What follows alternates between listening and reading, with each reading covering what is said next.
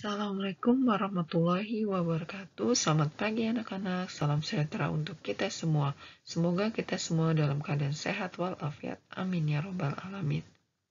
Sebelum memulai belajar, biasakan berdoa terlebih dahulu. Semoga pembelajaran kita berjalan dengan lancar dan dapat memahami apa yang diajarkan. Selamat berjumpa kembali dalam pembelajaran daring dalam mata pelajaran IPA kelas 7 SMP. Hari ini kita akan membahas materi baru yaitu klasifikasi materi dan perubahannya. Indikator pencapaian kompetensi yang pertama, mendeskripsikan materi berdasarkan wujudnya, mendeskripsikan materi berdasarkan susunannya, menerapkan nama dan lambang unsur pada kehidupan sehari-hari, membedakan unsur logam dan non-logam, mengidentifikasi unsur-unsur penyusun senyawa, membedakan campuran homogen dan heterogen, membedakan unsur senyawa dan campuran, menggolongkan unsur senyawa dan campuran, mengidentifikasi sifat larutan, menjelaskan metode pemisahan campuran, mengidentifikasi metode pemisahan campuran berdasarkan prinsip kerjanya, menjelaskan aplikasi metode pemisahan campuran dalam kehidupan sehari-hari, menjelaskan sifat fisika dan kimia, mengidentifikasi perubahan fisika dan perubahan kimia, membedakan perubahan fisika dan perubahan kimia, dan mengelompokkan perubahan fisika dan perubahan kimia dalam kehidupan sehari-hari. Pernahkah kamu bermain plastisin? Plastisin termasuk benda padat yang mempunyai sifat lunak. Sifat ini membuat plastisin dapat diubah menjadi berbagai bentuk. Bagaimana mengubah bentuk plastisin yang awalnya bulat menjadi bentuk yang beraneka ragam dengan tekanan dan tarikan? Kamu dapat membuat berbagai bentuk dari plastisin. Menurutmu, perubahan bentuk dari plastisin tersebut termasuk perubahan fisika atau kimia? Selain benda padat, terdapat benda cair dan gas. Bagaimana sifat kedua benda tersebut? Plastisin yang mengalami perubahan bentuk masuk ke dalam perubahan fisika. Perubahan fisika merupakan perubahan yang tidak menghasilkan zat baru, tetapi hanya mengalami perubahan bentuk, wujud, dan ukuran. Sementara itu, benda yang mengalami perubahan kimia akan menghasilkan zat baru. Materi. Apa itu materi? Semua benda tersusun oleh materi. Materi adalah sesuatu yang mempunyai massa dan dapat menempati ruang. Materi-materi yang ada di dalam terdapat dalam 3 wujud, yaitu padat, cair, dan gas. Setiap benda memiliki karakteristik tersendiri, tergantung sifat materi yang menyusunnya.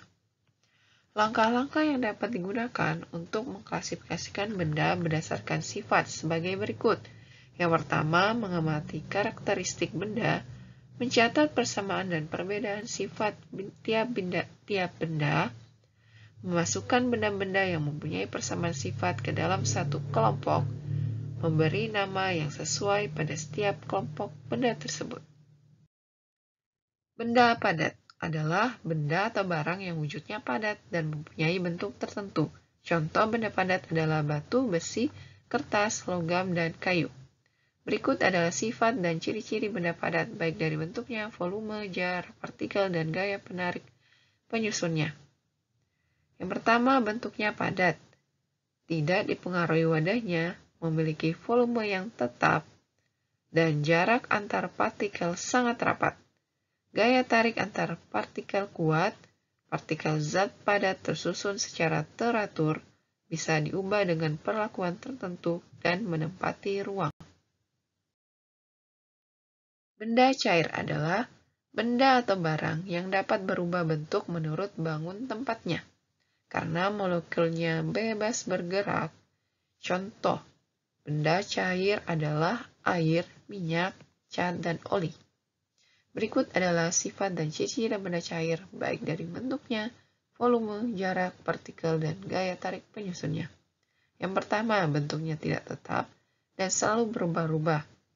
Menyesuaikan wadahnya, volume zat cair tetap, benda cair mengalir ke tempat yang lebih rendah, meresap melalui sela-sela kecil, menekan ke segala arah, permukaan benda cair yang tenang selalu datar, gaya antar partikel cukup kuat, gerak antar partikel agak bebas. Benda gas. Benda gas adalah benda atau barang dengan ciri berupa zat ringan yang sifatnya seperti udara.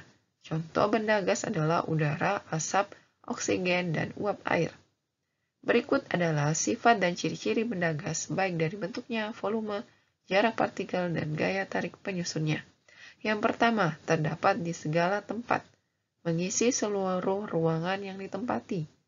Jarak antar partikel benda gas berubah-ubah, menekan ke segala arah, gerakan antar partikel bebas, memiliki massa atau berat, susunan partikel benda gas tidak teratur, gaya tarik-menarik benda gas lemah. Perubahan wujud benda. Suatu benda dapat mengalami perubahan wujud dari wujud satu ke wujud yang lain karena pengaruh suhu lingkungannya. Perubahan wujud ini dikenal sebagai perubahan fisika karena tidak menghasilkan zat baru. Jenis-jenis perubahan wujud sebagai berikut. Yang pertama, mencair atau melebur adalah peristiwa perubahan zat padat menjadi cair yang terjadi karena adanya keinakan suhu. Contoh peristiwa mencairnya es batu yang berubah menjadi cair. Yang kedua, membeku adalah peristiwa perubahan zat cair menjadi zat padat karena adanya pendinginan. Contoh peristiwa membeku yaitu air dimasukkan dalam freezer akan menjadi es batu. Yang ketiga, menguap. Menguap adalah peristiwa perubahan zat cair menjadi zat gas. Contoh, air yang direbus jika dibiarkan lama-kelamaan akan habis. Jemuran yang dipanaskan akan mengering karena air pada baju menguap. Mengembun adalah peristiwa perubahan zat gas menjadi zat cair. Contohnya, peristiwa mengembun adalah ketika kita menyimpan es batu dalam sebuah gelas, maka bagian luar gelas akan basah. Atau rumput di lapangan pada pagi hari menjadi basah, padahal sore harinya tidak hujan. Menyublim adalah peristiwa perubahan zat padat menjadi zat gas. Contohnya, kapur barus atau camphor yang disimpan dalam lemari lama-kelamaan akan habis karena menguap menjadi gas. Yang keenam, mengkristal adalah peristiwa perubahan zat gas menjadi zat padat. Contohnya, mengkristalnya uap menjadi salju. Salju adalah uap air yang jatuh kemudian mendingin dan membentuk padatan kemudian jatuh ke bumi. Berikut skema perubahan wujud benda. Selanjutnya yang akan kita bahas adalah klasifikasi materi. Berikut bagannya. Ini materi dibedakan atas 3. Yang pertama berdasarkan wujudnya terdiri atas wujud padat, cair, dan gas. Kemudian berdasarkan penyusunnya, terdapat zat tunggal dan zat campuran. Kemudian berdasarkan sifatnya, ada sifat fisika dan kimia. Kembali, berdasarkan penyusunnya, zat tunggal dibagi menjadi unsur dan senyawa. Kemudian unsur meliputi logam, non-logam, dan metaloid. Sedangkan campuran dibagi menjadi homogen dan campuran heterogen. Homogen terdapat larutan asam, basa, dan garam. Sedangkan heterogen terdapat suspensi dan koloid. Nah, campuran ini dapat dipisahkan dengan cara filtrasi, sublimasi, sentrifugasi, evaporasi, destilasi, dan kromatografi. Kemudian berdasarkan sifatnya, materi terdiri atas fisika dan kimia. Fisika yaitu perubahan fisika, kimia adalah perubahan kimia. Unsur, senyawa, dan campuran. Materi-materi atau benda di sekitar kita dapat diklasifikasikan berdasarkan kemiripan sifat fisika dan kimianya. Berdasarkan susunan dan komponen kimianya, materi dikelompokkan menjadi zat tunggal dan zat campuran. Zat tunggal adalah materi yang seluruh bagiannya mempunyai susunan dan komposisi yang tetap, tersusun atas satu jenis atom atau molekul. Campuran adalah materi yang tersusun atas dua atau lebih zat tunggal dan sifatnya masih mempunyai zat semula dalam materi tersebut. Baik, kita akan membahas tentang unsur. Unsur adalah zat tunggal yang tidak dapat diuraikan menjadi zat-zat lain yang lebih sederhana melalui reaksi kimia biasa. Bagian terkecil dari unsur adalah atom. Unsur dapat diuraikan melalui reaksi penembakan atau fisi menjadi unsur lain. Unsur akan tetap mempertahankan karakteristik aslinya. Misalnya, emas yang digunakan untuk melapisi bangunan seperti kubah masjid mempunyai sifat sama dengan emas yang berupa biji emas atau emas batangan. Jadi emas tidak berubah meskipun berubah bentuknya. Unsur dibedakan atas dua, yaitu unsur tunggal dan molekul unsur atau unsur bebas. Unsur tunggal adalah unsur yang keberadaannya dapat berdiri sendiri, sehingga penulisannya cukup ditulis sesuai lambang unsurnya. Contoh argentum, Ag, aluminium Al, aurum Au. Sedangkan molekul unsur adalah unsur yang keberadaannya tidak dapat berdiri sendiri, tetapi selalu berikatan dengan unsur sejenis. Contoh hidrogen, klorin, iodin, nitrogen, dan oksigen. Badan Internasional IUPAC menetapkan nama resmi dari unsur. Selain nama, unsur juga diberi lambang yang dikenal dengan lambang unsur. Terdapat 4 macam penulisan lambang unsur, yaitu menggunakan satu huruf kapital, contohnya nitrogen N dan karbon C besar. Menggunakan dua huruf, yaitu huruf pertama ditulis dengan huruf kapital dan huruf kedua ditulis dengan huruf kecil, contoh cuprum Cu dan natrium Na. Menggunakan dua huruf, huruf pertama ditulis dengan huruf kapital dan huruf kedua huruf khas ditulis dengan huruf kecil. Contoh magnesium ditulis Mg, zinkum ditulis Zn, tidak boleh ditulis Ma dan Zi. Menggunakan tiga huruf, huruf pertama ditulis dengan huruf kapital, huruf kedua dan ketiga huruf khas ditulis dengan huruf kecil. Contoh unutrium singkat UUT dan unun septium singkat UUS.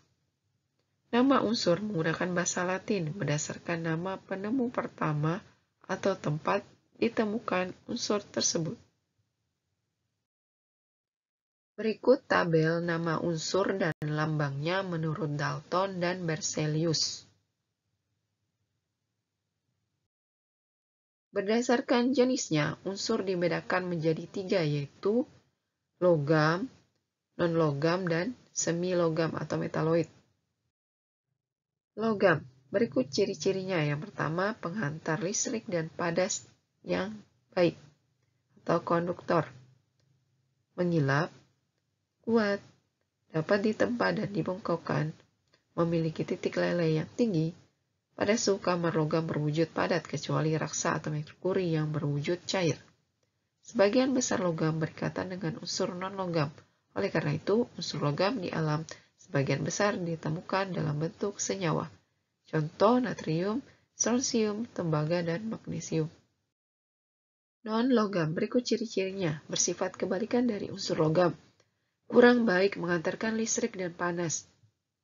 Tidak mengilap, rapuh, tidak dapat dibengkokkan, titik lelehnya rendah, pada suhu kamar wujud gas atau cair, kecuali bromin yang berwujud padat. Unsur non-logam dapat bereaksi dengan unsur logam.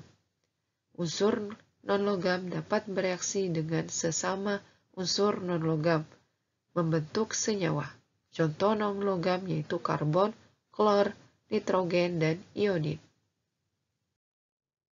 Semi-logam, yaitu unsur yang mempunyai sifat di antara sifat logam dan non-logam. Semi-logam bersifat semikonduktor, contohnya yaitu silikon, atau sebagai sel surya dan perangkat elektronik. Para ahli kimia mendaftar unsur-unsur yang ada di alam dalam bentuk tabel yang dikenal dengan tabel periodik unsur atau tabel periodik unsur-unsur kimia. Senyawa adalah materi yang tersusun atas dua atau lebih unsur yang berbeda melalui reaksi kimia. Senyawa adalah zat tunggal yang dapat diuraikan menjadi dua jenis atau lebih. Zat yang lebih sederhana dengan cara kimia. Contoh air merupakan senyawa yang terdiri atas unsur oksigen dan hidrogen yang dapat diuraikan menjadi unsur-unsur penyusunnya melalui elektrolis. Senyawa memiliki sifat berbeda dengan unsur-unsur penyusunnya. Pada senyawa air, sifat air berbeda dengan sifat unsur hidrogen yang berwujud gas, ringan dan tidak berwarna, tidak berbau dan mudah terbakar. Sedangkan oksigen dia berwujud gas, tidak berwarna, tidak berbau dan reaktif. Sementara itu, air dia berwujud cair dan bersifat stabil. Berikut tabel nama senyawa, rumus kimia, dan komposisinya. Beberapa sifat senyawa sebagai berikut. Terbentuknya dari dua atau lebih unsur yang berbeda melalui reaksi kimia. Memiliki sifat yang berbeda dengan unsur-unsur penyusunnya. Dapat diuraikan menjadi unsur-unsur melalui reaksi kimia. Unsur-unsur penyusunnya memiliki perbandingan tetap. Pembentukannya memerlukan atau melepaskan energi. Berdasarkan unsur penyusunnya, senyawa dibedakan menjadi dua macam, yaitu senyawa organik adalah senyawa yang mengandung unsur karbon kecuali karbida atau karbonat dan karbon oksida. Contoh asam cuka atau asam asetat dan gula pasir.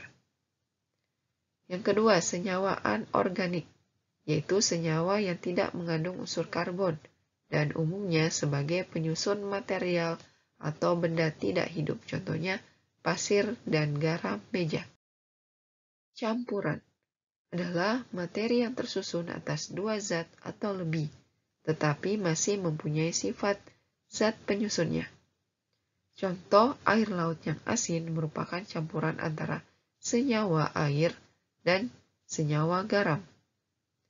Ciri-ciri campuran sebagai berikut, yaitu tersusun atas dua zat atau lebih, memiliki sifat seperti zat penyusunnya, tidak memiliki komposisi tetap, zat penyusunnya dapat dipisahkan secara fisika.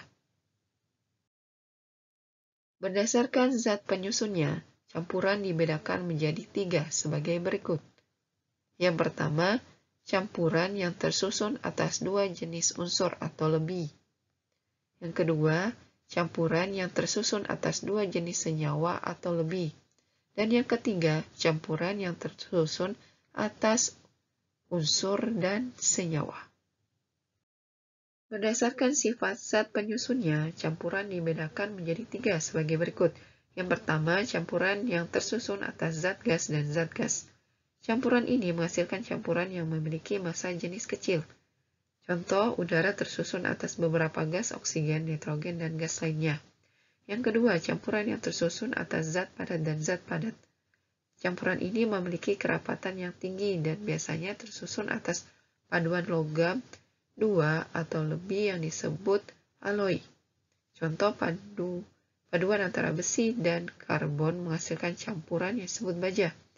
Paduan antara tembaga dan timah menghasilkan campuran yang disebut perunggu. Yang ketiga, campuran yang tersusun atas zat padat dan zat cair. Campuran ini dibedakan menjadi dua macam, yaitu campuran homogen dan campuran heterogen.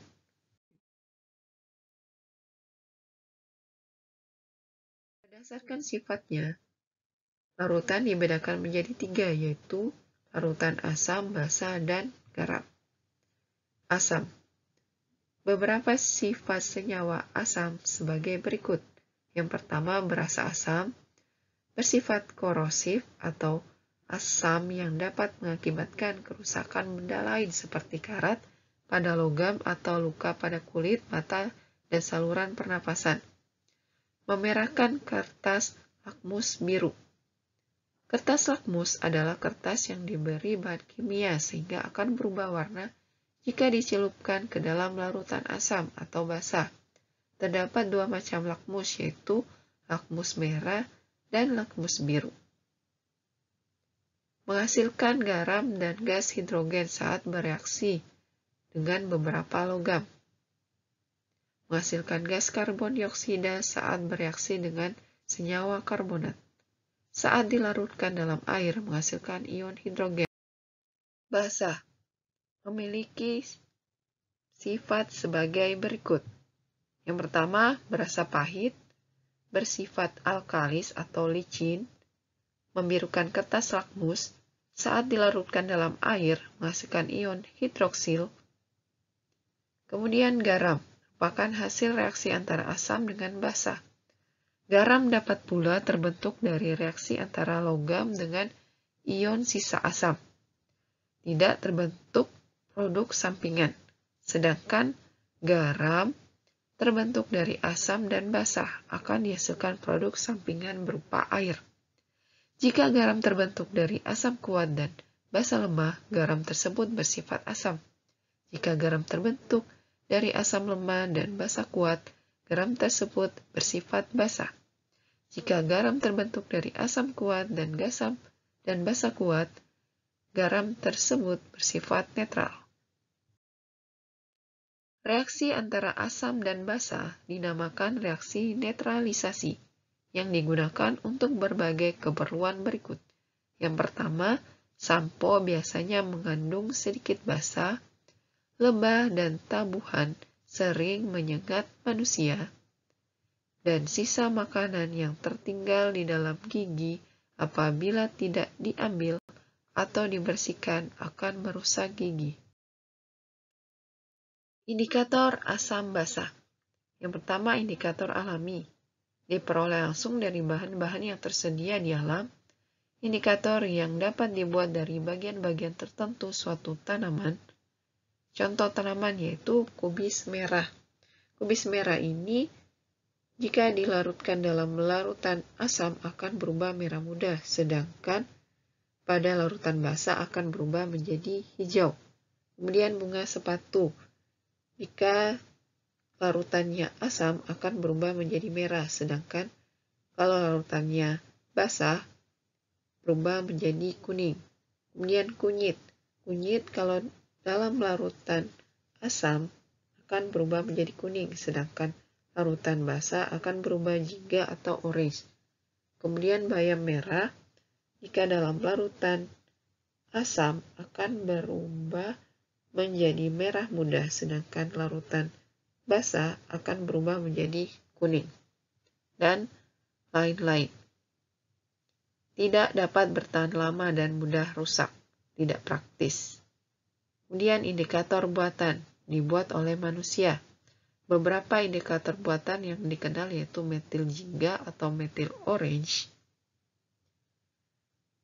yang jika pada larutan asam akan berwarna merah, sedangkan pada larutan basa akan berubah menjadi kuning.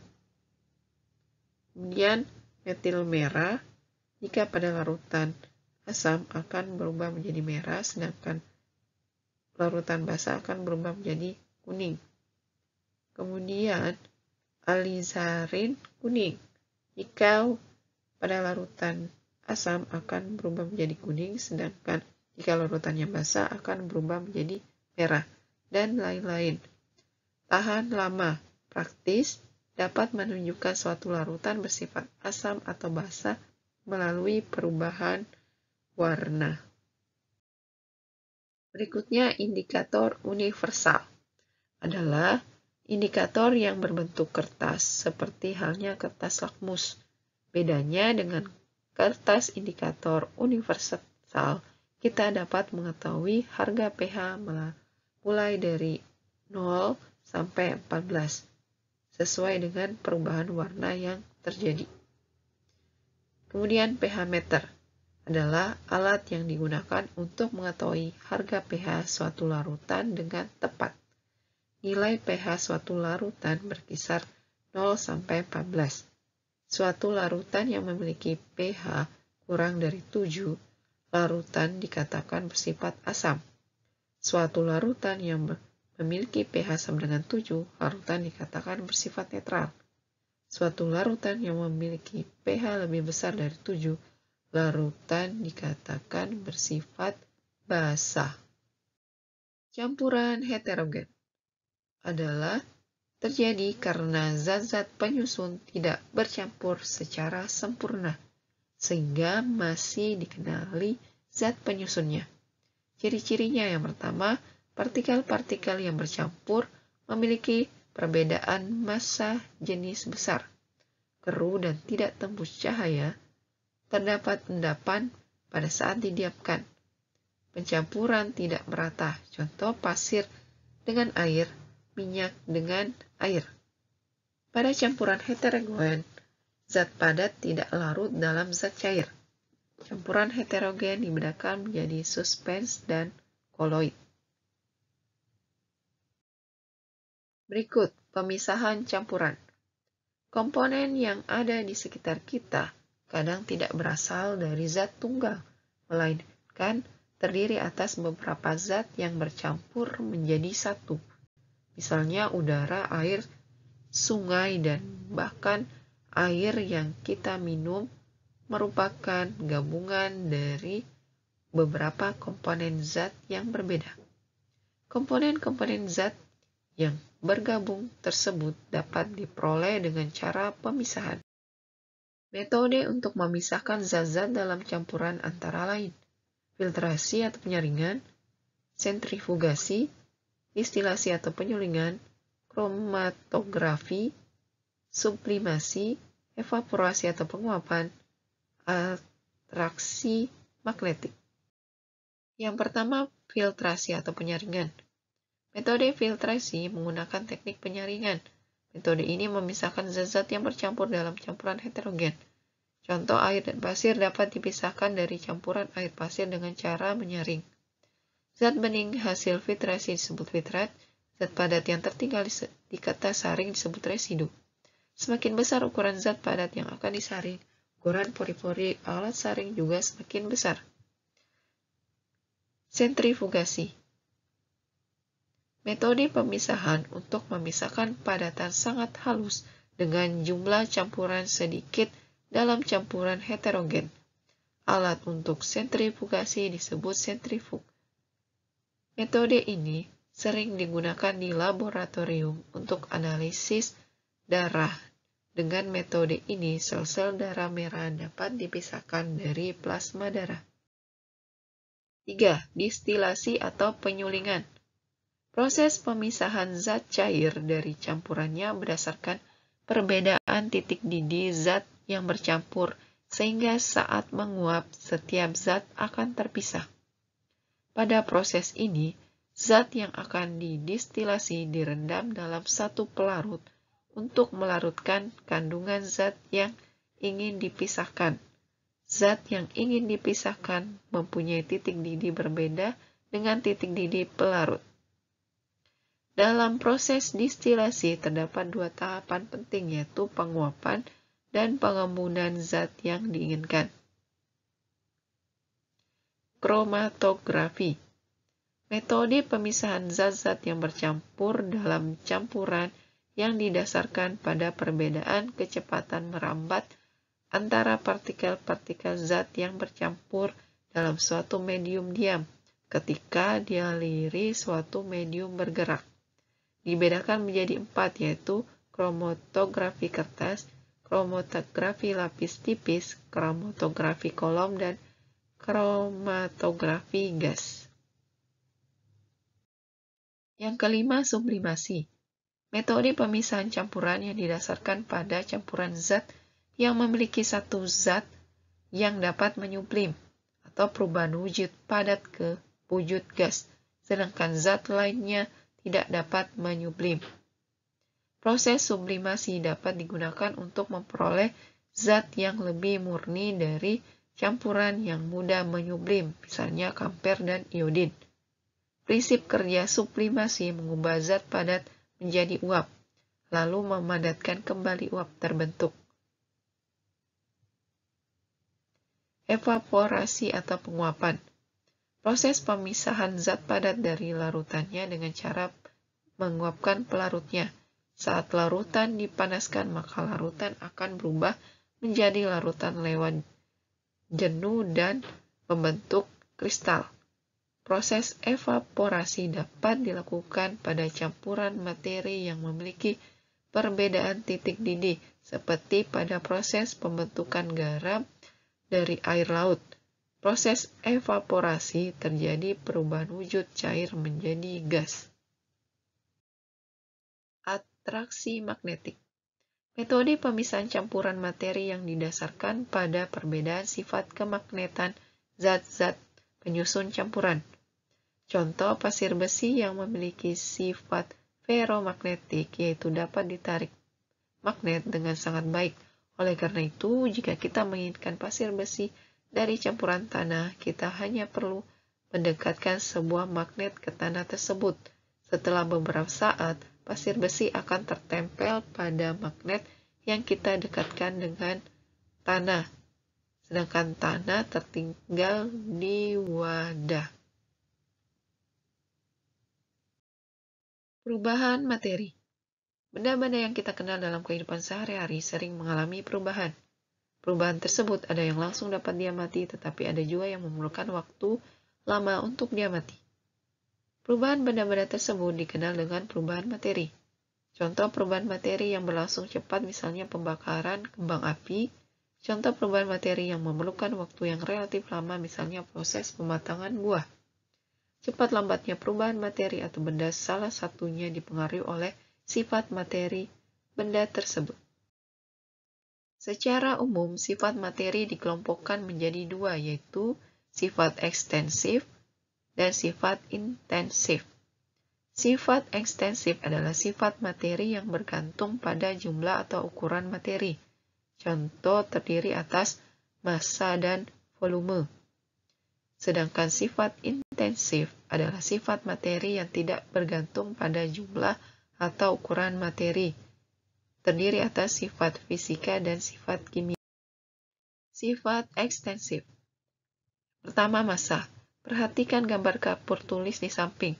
Sebatang kapur tulis lebih besar daripada separuh kapur tulis karena dalam sebatang kapur tulis, atom-atom penyusunnya lebih banyak. Oleh karena atom-atom penyusunnya lebih banyak, sebatang kapur tulis akan mempunyai massa lebih besar daripada separuh kapur tulis. Jadi semakin besar suatu materi, massanya akan semakin bertambah. Kemudian volume. Pada umumnya, semakin banyak jumlah materi, semakin besar volume yang ditempatinya, kecuali gas. Gas dapat dimanfaatkan, sehingga volumenya dapat diperkecil. Minyak sebanyak 1 liter dan minyak sebanyak 2 liter masing-masing ditempatkan dalam wadah. Minyak sebanyak 2 liter akan membutuhkan wadah yang lebih besar, karena memiliki volume yang lebih besar dibandingkan 1 liter minyak. Sifat insentif. Sifat fisika. Sifat materi yang berkaitan dengan keadaan fisik suatu zat dan tidak berhubungan dengan pembentukan materi baru. Karakteristik materi ketika mengalami peristiwa fisika seperti karena pengaruh panas atau listrik, goresan, pukulan, atau renggangan. Sifat fisika suatu materi diamati melalui pengukuran pada materi tersebut. Sifat-sifat fisika suatu materi sebagai berikut. Berdasarkan berat jenis, kerapatan atau massa jenis, kelarutan, daya hantar listrik atau panas, kekerasan, kekuatan, elastisitas, kemagnetan, titik didih, titik leleh, titik beku, kekentalan atau viskositas, kekeruhan, bau, rasa, dan warna. Sifat kimia. Karakteristik suatu materi yang berhubungan dengan interaksi antara materi tersebut dengan materi lainnya. Berkaitan dengan proses pembentukan materi baru, jika kita melakukan pengamatan dan pengukuran terhadap perubahan kimia suatu materi, kita dapat mengetahui sifat kimia yang dimiliki materi tersebut. Sifat kimia dibagi menjadi 4, yaitu kestabilan, kereaktifan, dan ionisasi, dan keterbakaran. Perubahan fisika adalah perubahan yang tidak disertai dengan terbentuknya zat baru dan tidak terjadi perubahan komposisi materi. Sedangkan perubahan kimia adalah perubahan zat yang dapat menghasilkan zat baru dengan sifat kimia yang berbeda dengan zat asalnya, yang disebabkan adanya perubahan komposisi materi. Perubahan tersebut dapat berupa penggabungan sejumlah zat atau peruraian suatu zat. Berdasarkan faktor penyebabnya, perubahan fisika dan perubahan kimia dapat dibedakan menjadi beberapa macam sebagai berikut. Macam-macam perubahan fisika. Suatu materi dikatakan mengalami perubahan fisika jika pada materi tersebut terjadi perubahan bentuk, wujud, dan ukuran. Perubahan fisika terjadi karena beberapa faktor seperti pelarutan, pengeringan, pemanasan, dan arus listrik. Perubahan bentuk dan ukuran, contoh beras ditumbuk menjadi tepung beras, kain diubah menjadi celana, dan lain-lain. Perubahan wujud, contoh minyak angin menguap, air membentuk menjadi es, dan lain-lain. Perubahan karena pelarutan atau pengeringan, contoh jagung segar diubah menjadi jagung kering, air dilarutkan dalam air menjadi air gula. Perubahan karena adanya pemanasan atau arus listrik. Contoh, besi yang dipanaskan akan memuai, raksa pada termometer memuai karena suhu tubuh tinggi, dan lain-lain.